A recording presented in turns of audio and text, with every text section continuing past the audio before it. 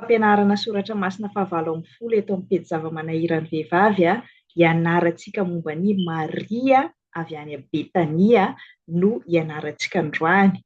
Raha tsy haivo kely hianarantsika aloha ireo vehivavy rehetrarehetra nanomboka tany amin'ny Eva ka hatramin'ny Maria renin'i Jesosy izay voalaza anarana tamin'ny taranaka Joda dia natomboka antsika tamin'ny alahady voalohany tamin'ity volana Jona ity ny momba ny Maria avy any Magdalena, satria hianarantsika amin'ity volana Jona ity izany ireo Maria anankidimy voalaza anarana ao amin'ny Baiboly dia i Maria avy any Magdalena, i Maria avy any Betania, i Maria vadin'i Kleopasy, i Maria renin'i Jakoba ary Maria renin'i Jaona.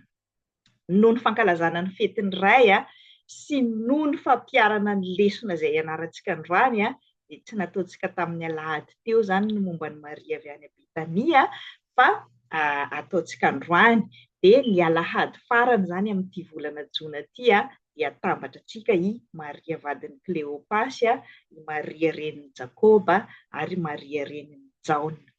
Fa androany dia i Maria avy any Betania no ianarantsika lesona telo araka ny mahazatra no ianarantsika momba ny Maria any Betania. Ny voalohany dia rehefa mianatra isika, mianatra eo an-tongotry Jesosy dia mangina aloha fa miaino mianatra. Faharoa, maro ny mety hanelingelina antsika, maro ny mety hanendrikendrika antsika vehivavy amin'ny zara fanompoana izay ataontsika eo an-tongotry Jesosy. Anisan'izany Marta izay rahavavin'i Maria, anisan'izany koa Jodasy Iskariota iray amin'ireo apôstôly fa nangina koa i Maria, tsy namaly izy fa eto ilay fampiarana tena izy an'ilay teny tiantsika vehivavy indrindra sy tiany kristianina malagasy maro entina hampanginana ny vehivavy dia hoe Jehova hiady ho antsika fa isika hangina. Fa ny lesona fahatelo kosa rehefa tao anaty fahoriana Maria maty ny anadahany dia tsy nipetraka fotsiny teo an-tongotry Jesosy izy tsy nangina fotsiny izy fa nitsangana faingana rehefa natsoiny Jesosy ary nitaraina nitomany namoakany avy ao am-pony niteny i Maria fa tsy nangina fotsiny tahaka ny nahazatra azy.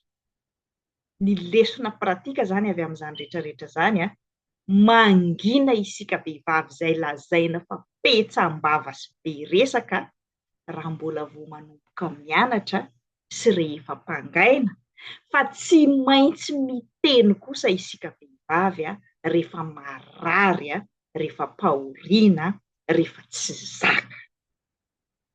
Arao avy hatrany amin'ny fampianarana mitohy nefa aza adino koa fa misy fifaninanana izay ataontsika isam-bolana eto amin'ny pejy azahoana 5,000 ariary isaky ny faran'ny volana momba n'ireo vehivavy rehetrarehetra izay anarana mandritra ny volana. Efa vitantsika ny momba ny Maria Madeleine, afaka soratanao daholo amin'ny commentaire momba ny fifaninanana izay fantatrao momba anazy, asio laharana mitohy izay mahita valiny maro indrindra sady marina momba ny Maria Madeleine, Maria avy any Betania, Maria renin'i Jakoba, Maria renin'i Jaona ary Maria vadin'i Kleopasy. Soraty daholo izay rehetra fantatrao na momba anazy dimy, na momba ny ray amin'izy dimy, na momba ny sasatsasany amin'izy dimy fotsiny, asio laharana mitohy amin'ny alatsinainy faha-telopolo ny volana Jona mahazo 5,000 ariary izay mahita valiny maro indrindra sady marina. Alohan'ny hanombotsika ny fampianarana androany dia ny tenin'Andriamanitra izay miteny mivantana momba ny Maria avy any Magdalena no ovakitsika satria misy telo samihafa izy ireo, fohy kely fa misy fifangaroany anefa ka izay no makitsika anazy mivantana androany. Ny voalohany ao amin'ny Luka 10:7-telopolo mivaky toy izao amin'ny anaran'i Jesosy. Raha nandeha izy ireo dia niditra teo amin'ny vohitra iray Jesosy, ary nisy vehivavy iray antsoina hoe Marta nampy an-trano an'i Jesosy. Nanana rahavavy antsoina hoe Maria i Marta, izay nipetraka teo anilan'ny tongotra Jesosy ka niaino ny teniny.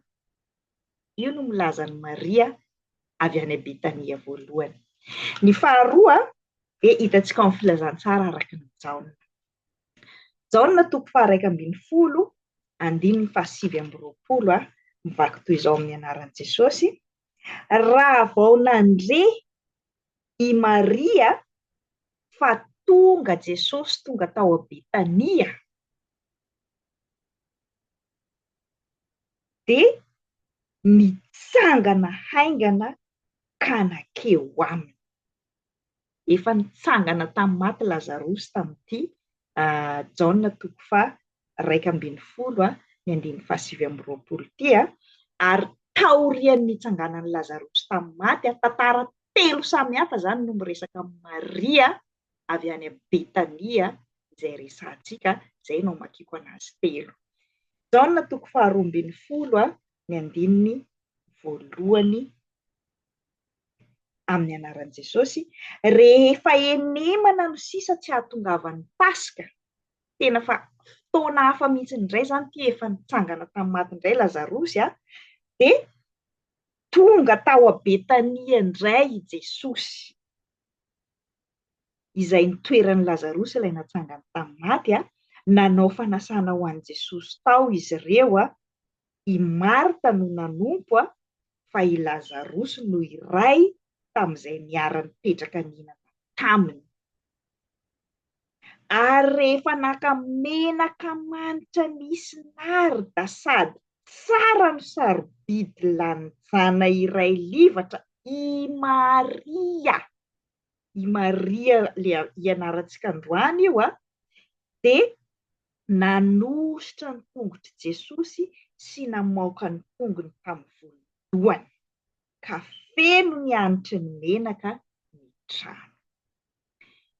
Intelo miatoana zany no misy an'i Maria ilay ianarantsika androany. Voalohany, mbola tsy maty mihitsy ny anadahany. I Marta efa manompo araka ny mahazatra ihany. I Maria any an-tranon'ny Marta no miseho ny fanasana, fa tsy ao an-tranon'ny Lazarosy, dia mipetraka mihaino eo an-tongotry Jesosy Maria. Faharoa, rehefa maty Lazarosy anadahany Marta sy Maria, dia tsy mipetraka fotsiny tsony Maria, fa natsony Jesosy akany aminy, nitsangana faingana, niazakazaka, ka nitomany sy nitaraina tamin'i Jesosy hoe raha teto ianao dia tsy maty ny anadahako. Tsy nangina sy nipetraka fotsiny izy tamin'ny faharoa. Ary tamin'ny fahatelo, rehefa nahita maso efa nitsangana tamin'ny maty ny anadahany Maria, dia niverina nipetraka indray. Tsy nipetraka fotsiny, fa tena niankoka indray mandeha, tahaka ny nataony tamin'ilay izy nitomany sy niteny, ary nanositra menaka manitra ny tongotry Jesosy. Matetika afangarontsika monkony ity Maria nanositra menaka manitra ny tongotry Jesosy ity, ilay Maria avy any Betania, sy ilay vehivavy hafa tsy voatonona anarana, fa nanositra menaka manitra koa ny lohan'i Jesosy, ozy Matio sy Marka, ary ny tongotry Jesosy ozy Lioka. Fa tsy tao an-tranon'ny Marta, tsy nisy an'i Lazarosy, fa tany a Betania foana koa io. Mitovy zany le tanàna, zany hoe tsy Marta sy Maria ary Lazarosy ihany zany no nidiran'i Jesosy tao an-tranony niara nisakafo taminy tany amin'ilay tanàna antsoina hoe Betania, fa nisy koa ilay antsoina hoe Simona. Matio 4:20. Vakitsika mihitsy ilay izy mba hanalantsika n'ilay fahadisoana fitenenana hoe ilay Maria be dia be mifangarongaro ao anatin'ny testamenta vaovao dia ilay Maria mpanota, ilay vehivavy mpijangajanga, efa nianarantsika tamin'ny heriny fa i Maria Magdalena dia tsy ilay vehivavy nijangajanga ka nanositra menaka manitra ny tongotra Jesosy, ary tsy Maria avy any a Betania koa io nijangajanga io fa araka Matio 4:20.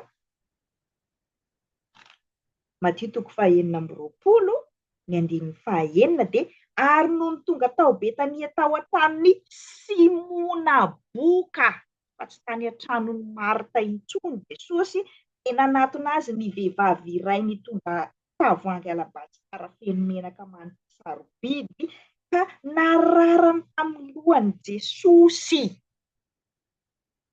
Tsy voatonona anarana ary nandraraka tamin'ny lohany tany an-tranon'ny Simona boka ity vehivavy anankiray ity. Izany hoe tsy indray mandeha zany no nisy vehivavy nanositra menaka manitra ny tongotra Jesosy.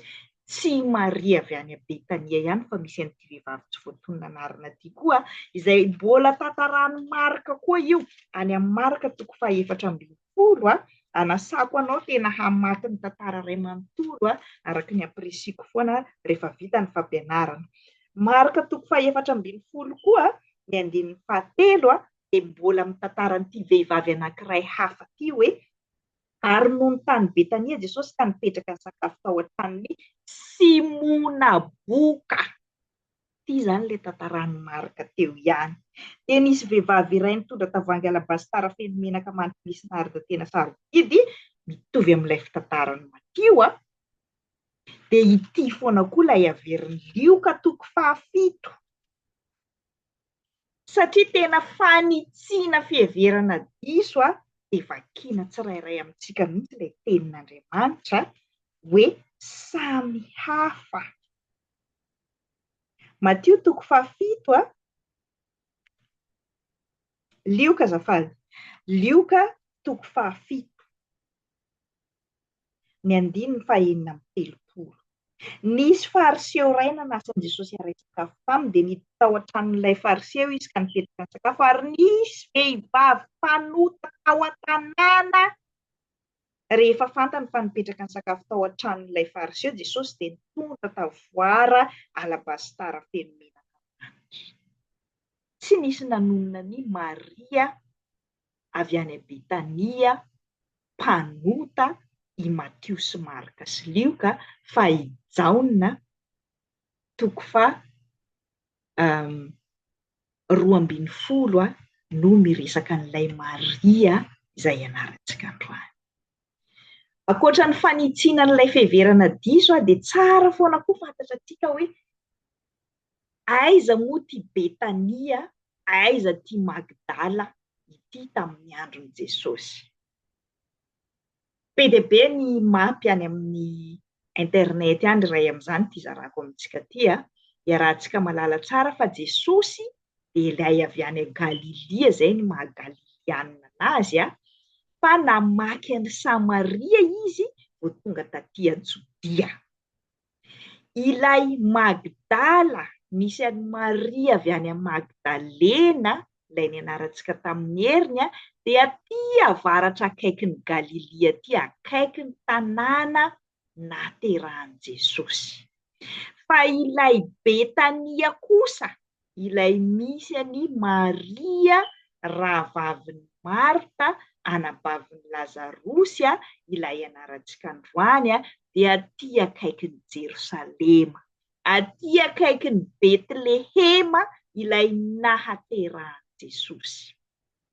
Mifangarongaro izy io ka tiako tena ahitsy tsara amintsika androany, na za koa ara tamin'ny mbola tsy nandinika tsara dia misy fotoana fanina hoe Jesosy teraka tany a Betlehema nefa izy avy any Galilia dia nefa ny Jerosalema any akaikin'ny Betlehema, tsy zava-dehibe loatra ny fahaizana geografia fa ny fampianarana soratra masina izay ataontsika eto amin'ny pejy, izay no mahalava be anazy, tsy hoe fakana lesona pratika fotsiny fa tena fanokafana ny saintsika mihitsy satria betsaka loatra ilay fahadisoana izay mahatonga antsika vehivavy indrindrandrindra lasa tsy mahazo aina ao anatin'ilay soratra masina satria ilay hevitra diso miampitapita no voaraintsika fa tsy ilay tena fototra, ka izay no andanitsika fotoana, izay no ataontsika isana lahady eto amin'ny pejy hiverina any amin'ilay fototra ny tena soratra masina hoe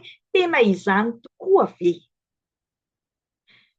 Tena avy any a Galilia, nitombo tany a Galilia i Jesosy, fa teraka tany a Betlehema izy satria niakatra tany a Jerosalema tamin'ilay fotoanan'ny krismasy.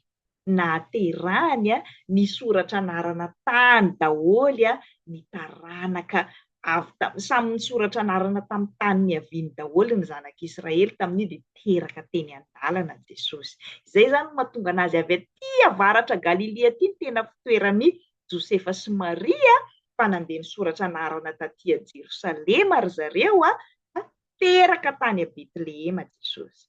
Ilay Maria avy any a Betania zany Betania any akaikin'ny Jerosalema dia tsy mitovy amin'ilay Maria avy any a Magdala any akaikin'ilay toerana nitombon'i Jesosy any a Galilia.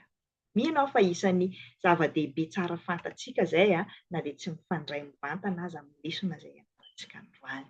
Fa araka ny efa nilazaiko tamin'ny fampidirana teo lesona 3 no tsoahantsika avy amin'ny tantaran'i Maria avy any a Betania. Ny lesona voalohany raha tadidinao, inona ilay voalohany teo? Mangina aloha rehefa mianatra. Manomboka amin'ny mianatra aloha, miaino ny tenin'i Jesosy aloha. Isika vehivavy indrindra indrindra. Ary ny lehilahy koa indrindra indrindra. Fa tsy ny vehivavy ihany mampangina. Isan'ny malaza indrindra amin'ny vehivavy moa zany i mamaneny lava. Fantatry ny rehetrarehetra io ray aman-dreniny fifazana izy. Dia be dia be ny eritseritra hoe mamaneny lava zany tsy nandalo tany an-dakilasy, tsy nianatra mihitsy fa avy dia efa nahay ny soratra masina rehetrarehetra. Fa raha tena mijery tsara koa ny tantaran'ny mamaneny lava dia tena nampianarin'i Jesosy aloha izy. 17 taona mamaneny lava no nanambady an'ilay katekista. Talohany nanambady izy dia nianatra katekomena i mamaneny lava fa tsy hoe avy dia efa nahay be fotsiny.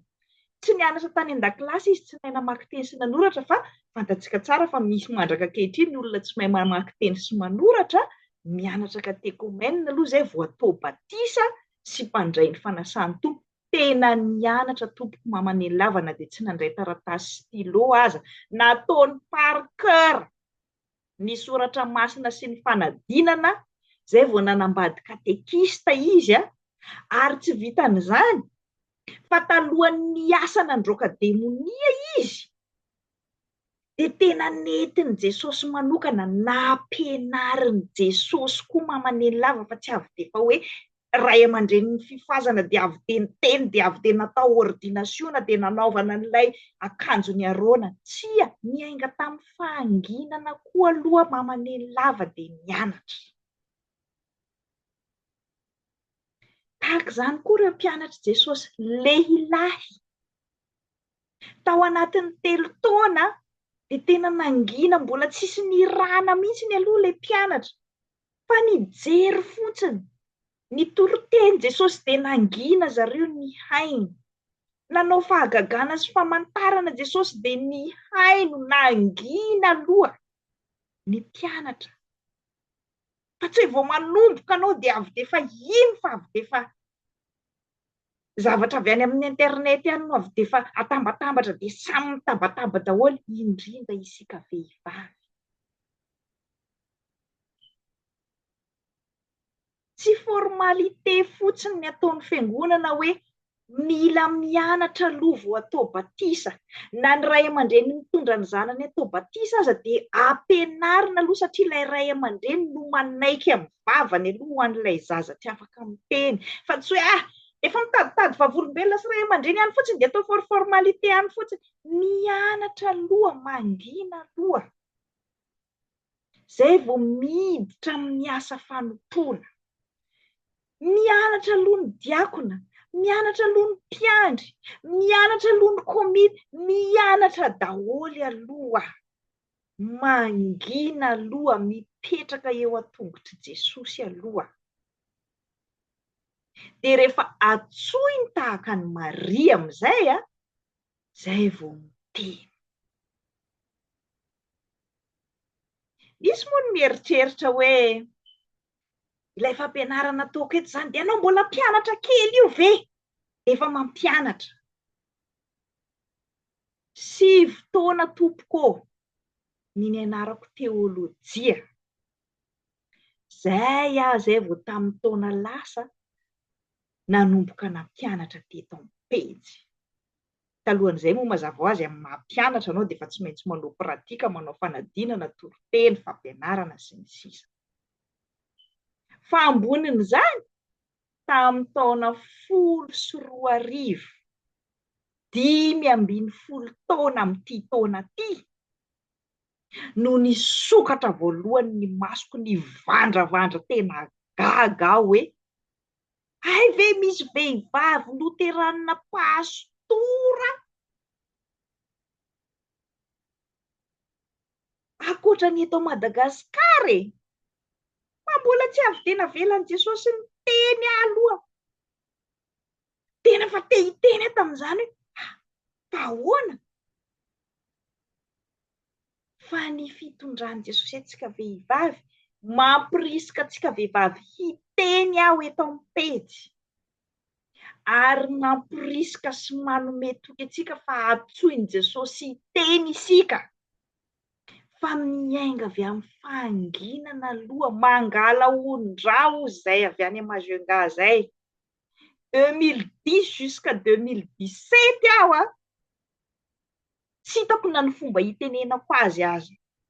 Hoe ahoana ary ny fomba hiresahako amin'ny Malagasy any Madagasikara hoe isika Malagasy ihany anie io mihizingizina io sy ny fiangonana loteranina atao hoe conservateur maro hafa koa vitsy anisa par rapport amin'izay manaiky ny ordinationnan'ny vehivavy no mitondra ny fampianarana mampangina ny vehivavy io fa betsaka. Ary isan'ny andraikitra napetraka tamiko tao amin'ny fiombonan'ny fiangonana loteranina eran-tany ny nampianatra. Ka isan'ny motivation nahatonga na mianatra teolojia aloha hoe tena mila mianatra mihitsy ny aloha za fa tsy azoko zany maninona hatramin'izay nampianarina hoe vehivavy zany mangina tsy natsoina ho pastora, tsy natsoina ho mpitarika. Androany asaina miteny hoe tsy izany foana no izy. Fa be dia be koa ny vehivavy voanjo, izay no isan'ny antony nianarako teolojia tompoko. Mangina aloha, mianatra aloha, mandinika aloha, mipetraka eo an-tongotry Jesosy aloha. Fa tsy avy dia efa faly tabataba fotsiny. Izay ilay fahanginana voalohany. Ny fahanginana faharoa ilayntsika vehivavy dia arak'ilay tantara faharoa. Rehefa nipetraka tsara nianatra teo an-tongotry Jesosy Maria avy any Magdalena, i Maria avy any Betania azafady, dia tesitra ilay rahavaviny. Imagineo zany fa anao sady efa invité fa tsy tompotrano anao zany, Marta ny tompotrano araka ny vakitsika teo dia ilay tompotrano sahirana mikarakara ny an-dakozia nefa rahavavinao io, anao zany tsy manampy fa dia tonga ohatra ny invité rehetrarehetra dia mazava ho azy moa mety tsy Maria irery no mipetraka teo an-tongotry Jesosy satria ny kolotsaina tamin'izany fotoana izany ary mbola kolotsainy maro tsy any Madagasikara ihany mandraka ankehitriny ny vehivavy dia natao hikarakara any an-dakozia fa ny lehilahy sy ny mpianatra Jesosy sy Lazarosy izay nasaina lehilahy rehetrarehetra mipetraka eo ambony latabatra na mipetraka eo an-tongotry Jesosy mianatra miaino dia nanelingelina ny Marta. Raha vaviny io mipetraka io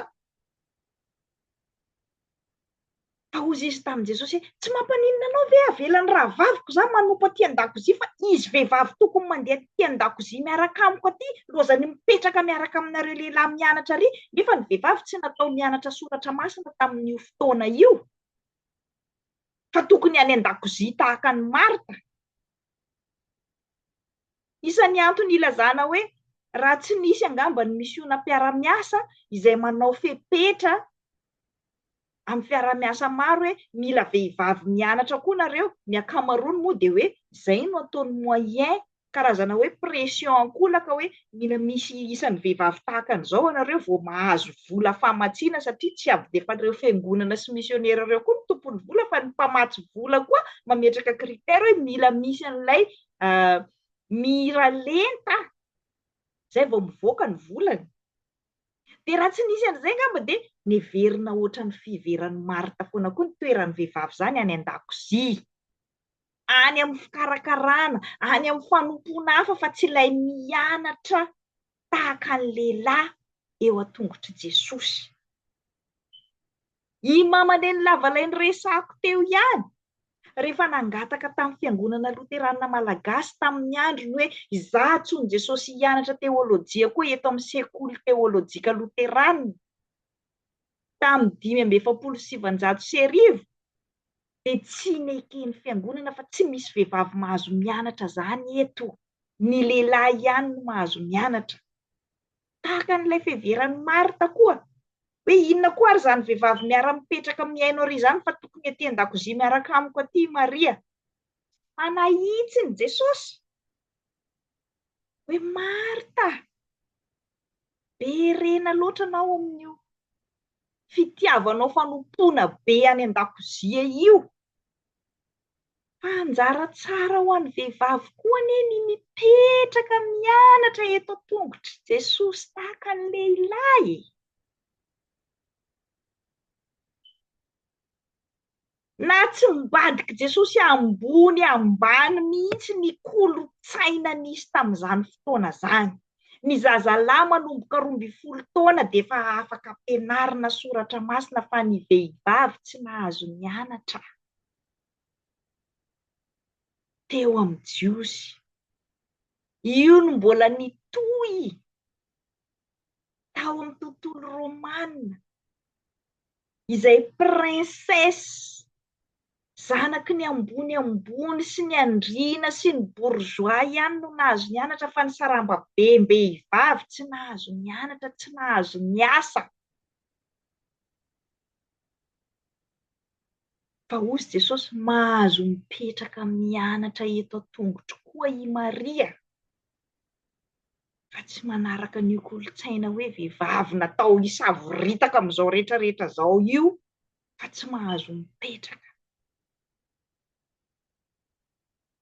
Raha vakianao amin'ny Atsipiriana soratra masina tsy namaly Maria. Hoe Jesosy mba valio any koa io? Tsy niteny izy. Nangina i Maria rehefa nendrikendrehana. Rehefa nitsangana tamin'ny maty koa Lazarosy anadany, tena feno fifaliana sy fisaorana ny fony Maria. Fanasana indray mandeha io, Jaona 12. Mbola manompo any an-dakozia foana Marta. Fa mba efa nandray lesona moa izy teto fa tsy nomenomenina intsony hoe mba saivo manampy anakahy aty amin'izay Maria fa efa fanompony Maria mihitsy ilay eo an-tongotry Jesosy. Tsy nipetraka fotsiny miaino indray izy teto fa tena nanolotra ny fananany. Nanositra menaka manitra ny tongotry Jesosy. Fa iza indray no nanendrikendrika anazy sy mbola niapanga anazy indray teto? Ireo mpianatra lehilahy, indrindrandrindra Jodasy. Inona ary ty fandaniam-bola be fahatany ty vola tokony omena ny mahantra lanina amin'ny menaka fotsiny ahosotrosany tongotra Jesosy. Fa inona nataony Maria? Tsy namaly koa Maria. Fa Jesosy ihany no misolo vava azy. Ity ilay nilazaiko hoe fampiasana araka ny tokony ho izy an'ilay hoe Jehova hiady ho anareo fa ianareo kosa hangina. Ny vava mangina rehefa endrikendren'ny olona fahatany amin'ny zara fanompoana ny antsoiny Jesosy ianao. Betsaka antsika vehivavy tsy nahazatra ny olona hatramin'izay zany vehivavy mampianatra soratra masina, zany vehivavy mpitarika, zany vehivavy antsoiny Jesosy hanao asa fitariana ao amin'ny fiangonana zany, ka betsaka ny mitorabato, betsaka ny mimenomenona. Na ianao mipetraka fotsiny mianatra, na ianao manao asa fanompoana, manolotra ny fanananao, imenomenomany olona fa tsy namaly Maria. Fa Jesosy niady ho azy. Tsy hoe tsy namaly izy dia najano n'ilay fianonana, najano n'ilay fanaovany menaka mamy. Ity ilay any amin'ny Exodosy 4:4 koa. Mijanona eo amin'ny 4:4 ihany moa zany ny soratra malaza mipetraka any an-trano sy any amin'ny fiara sy hery rehetrarehetra. Jehova hiady anareo fa ianareo kosa hangina. Fa tsy vakiana ilay tohiny amin'ny 5:10 hoe ilazao ny zanak'Israely mba handroso ny mangina, ny vava no mangina. Fa ny fanompoana mitohy. Tsy rava ho azy tapahanginana teo ny mandany Jeriko. Fa nasaina ny tsangana ny hodidina ny mandany Jeriko ilay zanak'Israely nasaina nangina. Mangina tsy menomenona. Mangina tsy miady amin'ny fahavalo amin'ny alalan'ny vavabe. Fa tsy hoe mangina mipetra-potsiny. Ilay mihaina eo an-tongotry Jesosy koa tsy hoe mihaino fotsiny ampidiriko ato dia avoakako ato. Fa misy ny atao hoe active listening na écoute active. Tsy hoe mipetraka mihaino fotsiny, fa mipetraka mangina ny vava, fa mihaino ny sofina iarahana asa. Tsy hoe dia mazoto mianatra soratra masina ne izy iny, dia tena mazoto, dia mazoto manatrika an'izao fampianarana rehetrarehetra zany, efa tsisy mpaka amin'ny fiainana na dia bolitiny kely aza fa mbola ilay ara-tsim-panany, ilay ara-tsim-toetrany, ilay ara-tsim-pitondran-tenany ihany, ny ara-tsim-pitondran-tenany, na dia 10 taona nianatra soratra masina mazoto manenjika an'izao fampianarana rehetrarehetra zao aza. Tsy izay ilay fipetrahana sy fahanginana andrasana amintsika. Fa arahana asa, ny vava no mangina. Tsy natao hifamaliana amin'izay olona manendrikendrika anao amin'ny zara fanompoanao, tsy takatry ny sain'ny olona. Eo Jesosy no miady ho anao. Fa tsy hoe dia angina zany fa asainy mangina, dia angina.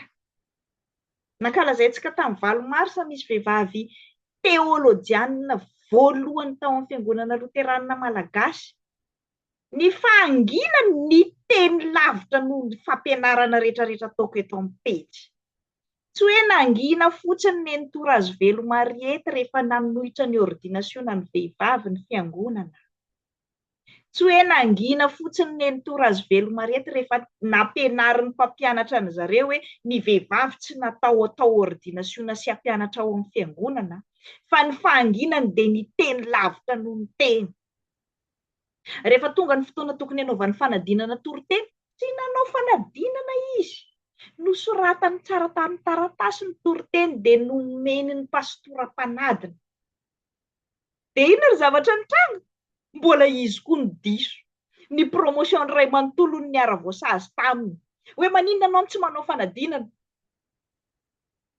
Dia izao no navaliny tamin'ilay pastora nampianatra anazy sy nanendrikendrika azy koa tamin'izany fotoana zany hoe mpianatra maditra. Hoe gaga ny fahagaganao aho izy ianao ihany nampianatra anay hoe aoka ny vehivavy angina. Ka rehefa nangina tsy nitoriteny, dia inona indray no mbola mahagaga anao? Misy fahanginana tompoko miteny lavitra noho ny teny. Ny fahanginan'ny Maria dia tsy midika hoe tena tokony nanampy an'i Marta tokoa kay izany tokony tsy nilaniako tokoa kay ty vola be nividianako menaka manitra ahosotra ny tongotra Jesosy ty, fa fahanginana miteny lavitra satria Jesosy mihitsy no nisolo vava azy. Hoe Marta, nifidy ny anjara tsara i Maria manompo ahy eto tongotro mihaino io. Ny mpianatra ny teneniny, avelao izy, fa izy no efa nahazo ny atao hoe fitsanganany tena maty. Fantany fa ho faty aho ary hitsangana maty ka manositra menaka manitra ahy. Amin'ny fatiko izy fa ianareo tsy misy nahazo an'izany. Fa izy izay nahita maso ny anadany natsangako tamin'ny maty no mahazo an'izany ka mahalala fa ho fatiko aho fa hitsangana maty dia manositra menaka manitra ny fatiko izy. Jesosy miady rehefa misy manendrikendrika anao rehefa tsy azon'ny olona ny zara fanomponao fa tsy anao no andeha hitsangana hiady sy hanazava amin'ireny olona ireny. Fampiasana faharoa ny fahangina. Fa izao kosa amin'ny Jaona 2:12 azafady ny 9:20. Rehefa maty ny anadany Maria, marary zany maty anadà zany. Marary zany raita-po aminao maty zany. Tsy nangina tsony amin'izay Maria. Marary. Fa izao tsy nitabataba tahaka ny Marta izy rehefa niteny. Ny an'ny Marta moa dia hoe raha teto anao dia tsy maty ny anadako. Fanomeza tsiny tsy misy finoana, fantatro fa hitsangana ihany izy amin'ny andro farany. Fa ny an'ny Maria, niandrina tsona aloha izy. I Marta no avy dia niazakazaka tany amin'ny Jesosy tany, mbola tsy tonga any an-trano tokory Jesosy dia efa niazakazaka Marta andeha hiady amin'ny Jesosy. Tahaka ny efa fataony ihany moa, mbola ianarantsika eto ny momba Marta, fa i Marta dia tsy hoe tsy misy dikany ny fanompoan'i Marta, tsy hoe tsy azo ataony manao fanompoana be, tsy hoe tsy azo ataony miady hevitra amin'ny Jesosy, tsy izay no nahitsiny Jesosy taminy, fa ilay izy manendrikendrika ny rahavaviny sy te hampangana azy amin'ny Jesosy no nanitsinana azy. Fa mbola ianarantsika eto ny tokony ianarana rehetrarehetra amin'ny hafanampon'i Marta manompo amin'ny alalan'ny asa. Tsy ratsy zany. Fa ny tiana resahana eto rehefa nasaina natsony Marta amin'izay Maria hoe tonga ao Jesosy, atsony Jesosy hono ianao. Dia tsy nipetraka fotsiny tsony ohatran'ny mahazatra tsony Maria teto. Tsy nangina fotsiny tahaka ny mahazatra fotsiny momba azy Maria teto, fa narary feno ny fony. Fa nitsangana faingana. Nitsangana eky Maria fa ela ny ela. Niazakazaka nanatona an'i Jesosy ary niverina ny ankoka teo atongony ilay mandeha, fa tsy nivatravatra tahaka ny Marta, ary nitomany. Mahazo mitomany atsika rehefa marary. Mahazo miresaka amin'ny Jesosy mamoaka ny ao am-pontsika hoe Jesosy raha teto anao dia tsy maty ny anadao. Anatin'ny fitarainana miankoka fa tsy mitratrevatreva, fa tsy nangina fotsiny fa niteny. Dia tena onena Jesosy ka niara nitomany koa Jesosy tompoko, eny tompoko, nitomany Jesosy. Misy émotion Jesosy, misy fampianarana maro indrindra. Mpiandry sasany dia tena mahagaga hoe tsy mahazo mitomany hony rehefa misy maty, satria za efa mpiandry, za zanak'Andriamanitra zany, mitomany amin'ny fahoriana zany ho an'izay tsy mino, fa za mino fa hitsangana amin'ny maty ny havako dia tsy mitomany aho. Fa eto Jesosy mahalala tsara, Jesosy mihitsy ary no hanangana ny Lazarosy amin'ny maty, fa nitomany izy. Mahazo mitomany antsika tompoko, mahazo mitaraina amin'ny Jesosy antsika, fa tsy hoe kristianina dia mafy be dia tsisy fo fa fanahy fotsiny mandehandeha.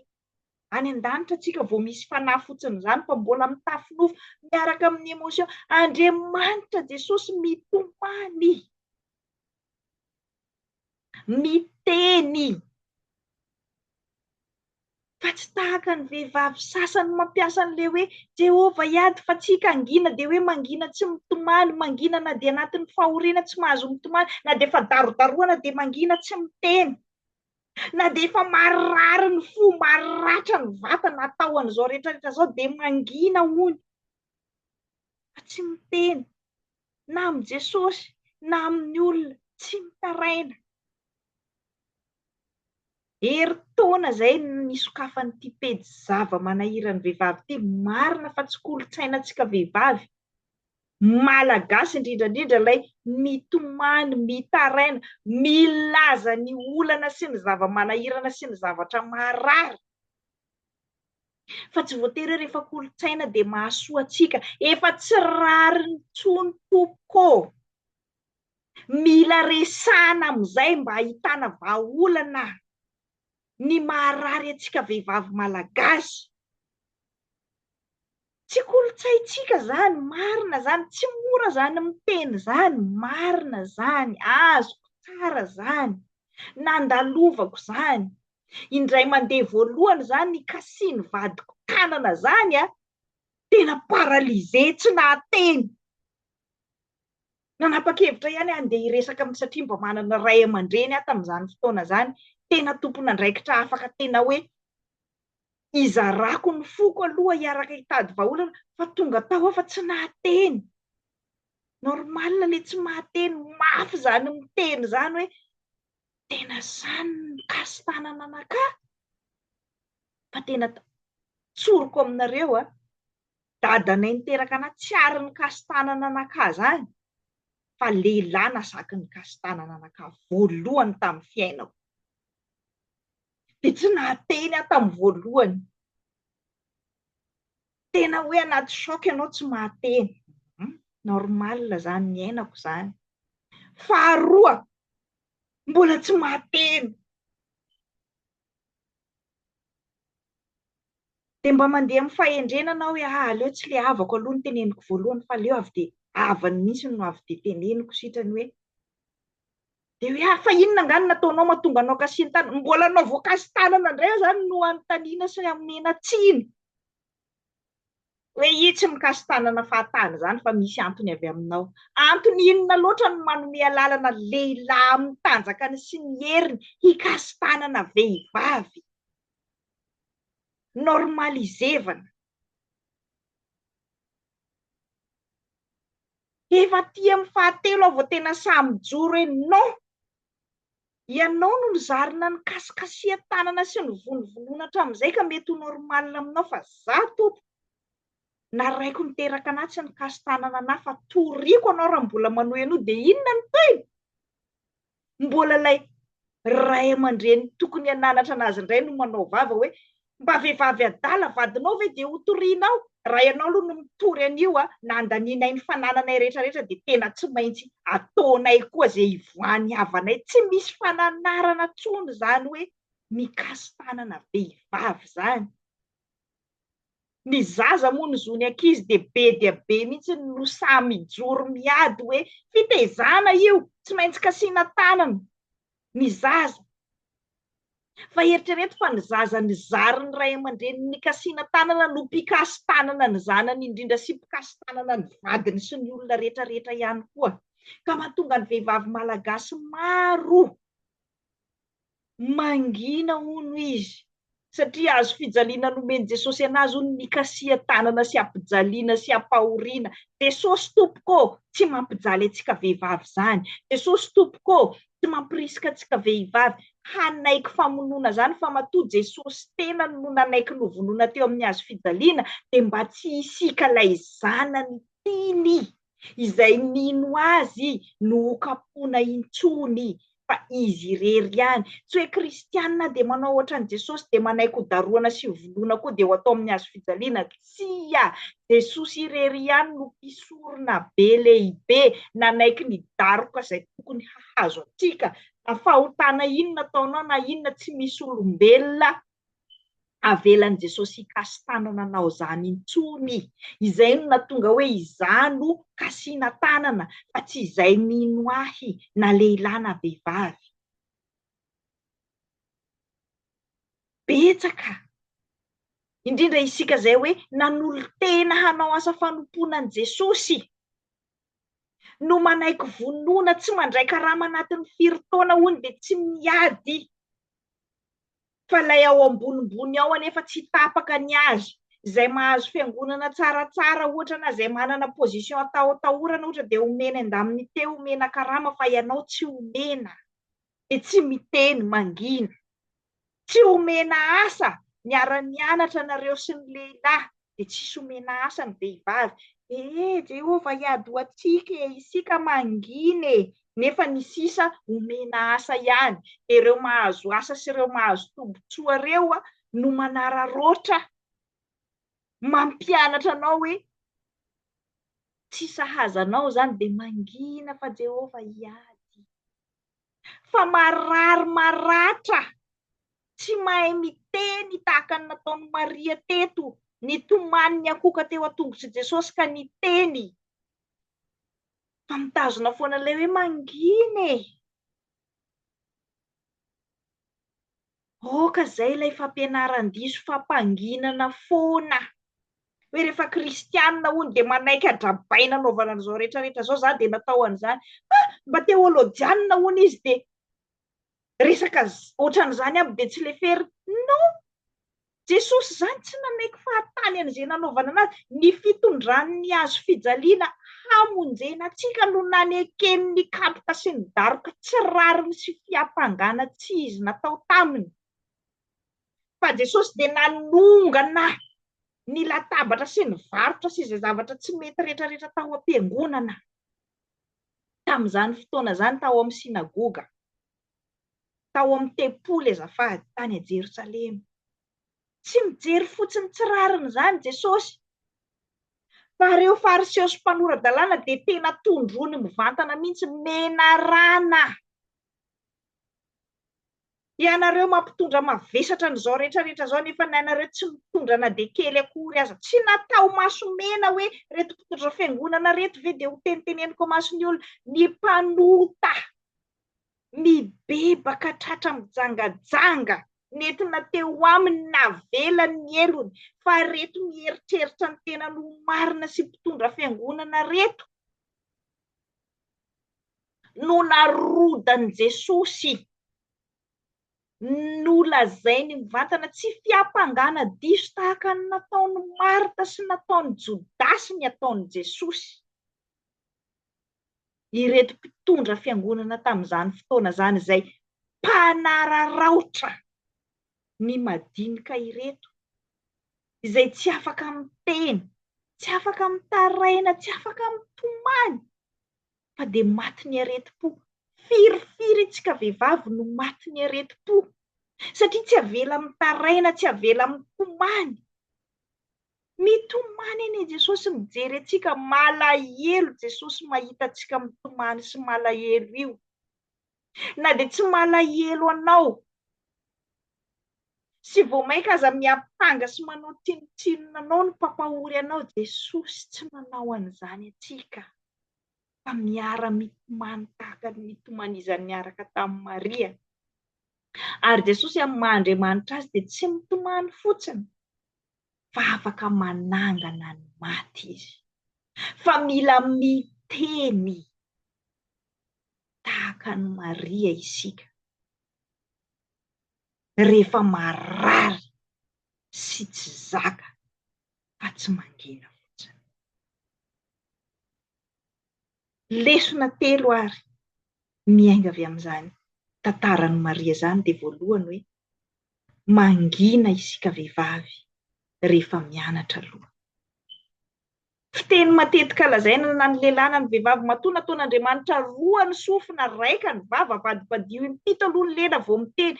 Mihaino tsara aloha, mianatra tsara aloha, manompo amin'ny alalan'ny teny aloha vao mihazakazaka manompo amin'ny fikarakarana be sy ny fampianarana.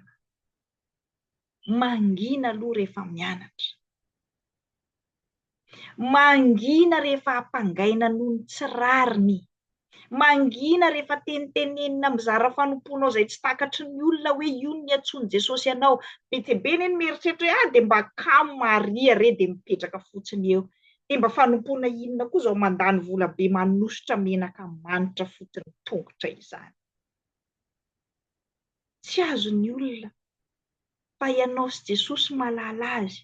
Aza mandany andro hanazavana izany, tsy izany no ampiasana ny fitenenantsika vehivavy, hanamari-tena, hifanazava amin'ny olona tsy mahazo akory an'izay asa fanompoana iantsoany Jesosy ianao. Aza miteny, aza mamaly amin'izany, fa mitenena kosa, aza mipetraka fotsiny rehefa marary, fa mitsangana mihazakazaha amin'ny Jesosy dia mitenena.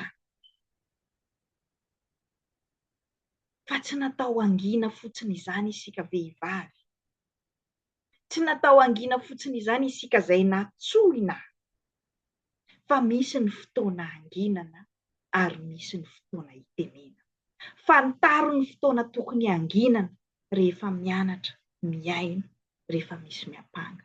Fa fantaro kosa ny fotoana tokony hitenena rehefa marary, rehefa tsy zaka, rehefa eo Jesosy dia mitenena. Ho an'Andriamanitra irery ny voninahitra izay efa azy hatramin'ny taloha indrindra ka ho mandrakizay. Amen.